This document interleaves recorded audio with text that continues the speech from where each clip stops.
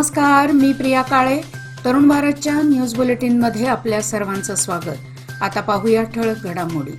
पावसाचा जोर पुन्हा वाढला असून शनिवारी दुपारनंतर पावसाने जोर धरला. गेल्या 4 दिवसांपासून सुरू झालेल्या संततधार पावसामुळे शनिवारी झालेल्या धुवाधार पावसामुळे नदी नाले तुडुंब झाले असून बळ्ळारी नाल्याच्या परिसरातील शिवाराला पूर आला आहे. यामुळे पुन्हा भातपीक पाण्याखाली गेले आहे. जोरदार पावसामुळे शहरातील जनजीवन विस्कळीत झाले होते. गेल्या 4 दिवसांपासून पावसाने दमदार हजेरी लावली आहे. जोरदार सरी कोसळल्या तरी काही वेळानंतर पाऊस उसंत घेत होता, त्यामुळे पाण्याचा निचरा होत होता.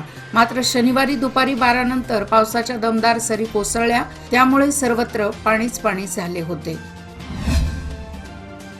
गेल्या 4 दिवसांपासून जिल्ह्यात पावसाची संततधार सुरू आहे. कृष्णा, घटप्रभा आणि मलप्रभा नद्यांच्या वाढत्या प्रवाहामुळे सध्या पुराचा धोका नाही, अशी ग्वाही जिल्हाधिकारी मोहम्मद रोशन यांनी जनतेला दिली आहे. सध्या कृष्णा, घटप्रभा, मलप्रभा नदीत पाण्याची आवक वाढलेली आहे. परिणामी आलमट्टी, हिडकल व नवलतीर्थ जलाशयातील पाण्याची पातळी हळूहळू वाढत असून येत्या काही दिवसात पिण्याचे पाणी आणि पीक लागवडीसाठी फायदेशीर ठरणार आहे. सुदैवाने जिल्ह्यात अद्याप पूरस्थिती आलेली नाही. मात्र खबरदारीचा उपाय म्हणून उपआयुक्तांनी नदीकाठच्या गावांना भेटी देऊन पाहणी करण्याचे आदेश दिले आहेत. संभाव्य पूरस्थिती हाताळण्यासाठी जिल्हा प्रशासन आणि पोलिसांसह विविध विभाग आवश्यक ती सर्व तयारी करत आहेत. खानापूर तालुक्यात अतिपावसाची नोंद झाली आहे. पुढील काही दिवस असाच पाऊस कायम राहणार असल्याची शक्यता वर्तवली जात असून खबरदारी घेण्याचे आवाहन करण्यात आले आहे. मुख्यमंत्री वैद्यकीय सहाय्यता निधीमधून पूर्वी केवळ 6 आजारांना आर्थिक मदत केली जात होती. मात्र आता 20 आजारांसाठी सहाय्यता निधीमधून आर्थिक मदत केली जाणार आहे. सीमा भागातील 865 खेड्यांना ही योजना लागू असून गेल्या 7 महिन्यात अनेकांना आर्थिक मदत केली आहे. यापुढेही येथील मराठी जनतेला आर्थिक मदत केली जाणार असून यासाठी मराठी जनतेने योग्य पाठपुरावा करावा, असे आवाहन मुख्यमंत्री सहाय्यता निधी कक्ष प्रमुख व मुख्यमंत्री विशेष अधिकारी मंगेश चिवटे यांनी पत्रकार परिषदेत केले आहे.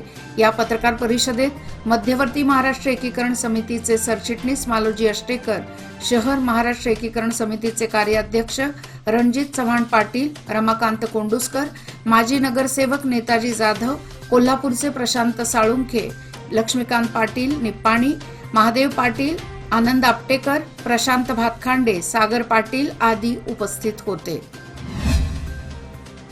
बिजगर्णी तालुका बेळगाव येथील प्राथमिक शाळेच्या इमारतीतील स्वयंपाक खोलीची भिंत पावसामुळे जमीनदोस्त झाली.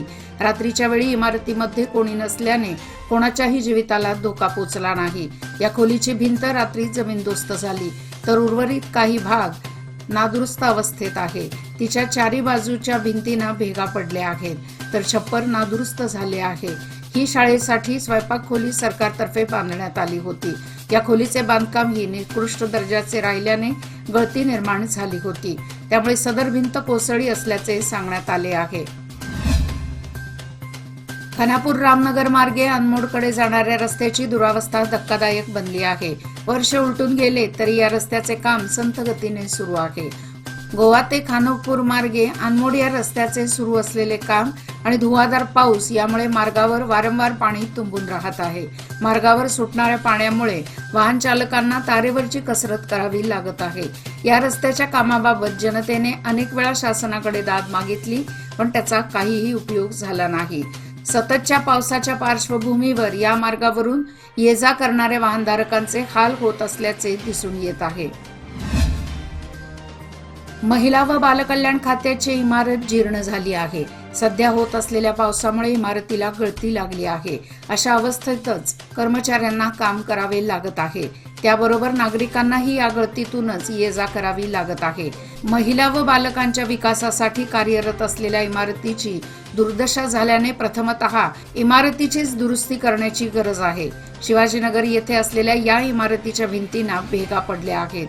शिवाय खिडक्या व दरवाजे तुटलेल्या अवस्थेत दिसून येत आहेत. जोरदार पावसामुळे सर्वत्र गळती पाहावयास मिळत आहे. बेळगाव शहरातील पावसामुळे ज्या सखल भागात पाणी साचते अशा ठिकाणांची पाहणी आज शनिवारी महापालिका आयुक्त अशोक दुडगुंटी यांनी अधिकाऱ्यांसमवेत केली.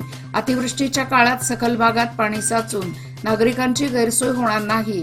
शिवाय शहरातील मुख्य रस्त्यावर पडलेल्या खड्ड्यामुळे कोणतेही अपघात होणार नाहीत या दृष्टीने योग्य ती खबरदारी घेण्याच्या सूचना आयुक्तांनी सर्व अधिकाऱ्यांना दिल्या. सखल भागात साचत असलेले पाणी योग्य निचरा व्हावा या दृष्टीने कारवाई करावी.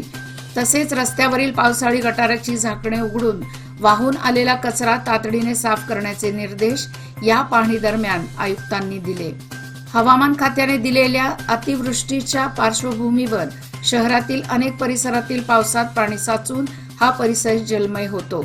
त्यामुळे पाण्याचा निचरा होऊ शकेल का याची शक्यता पडताळून पाहावी व तुर्तास रस्त्यावरील अतिमोठे खड्डे बुजवावेत अशी सूचना महापालिका कर्मचाऱ्यांना त्यांनी यावेळी दिल्या.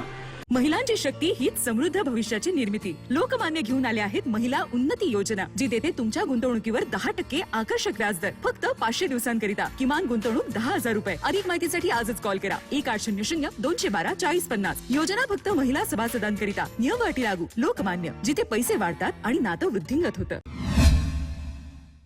टिळकवाडी येथील मंगळवार पेठ येथील उद्यानाची भिंत कोसळल्याची घटना काल शुक्रवारी रात्री घडली. सुदैवाने कुठलीही जीवितहानी झाली नाही.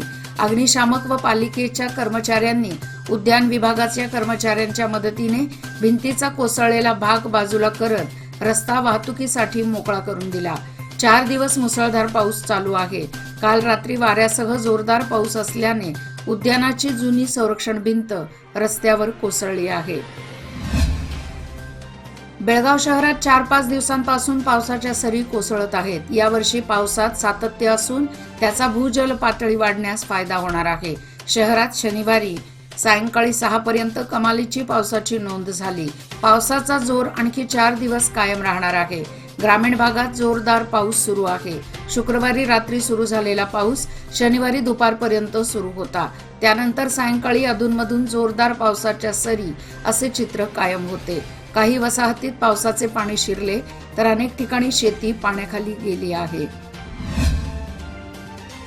उचगाव शासनाच्या विविध खात्यातील विविध योजना सर्वसामान्य जनतेपर्यंत पोहोचणे गरजेचे आहे.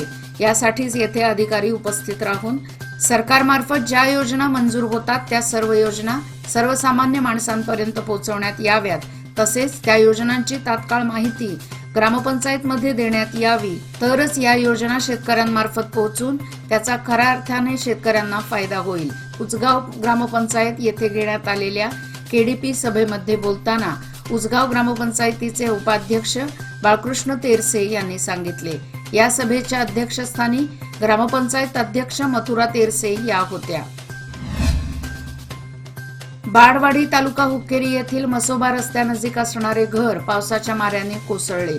यात मातीच्या ढिगाऱ्याखाली जीवनावश्यक साहित्य सापडून मोठे नुकसान झाले आहे.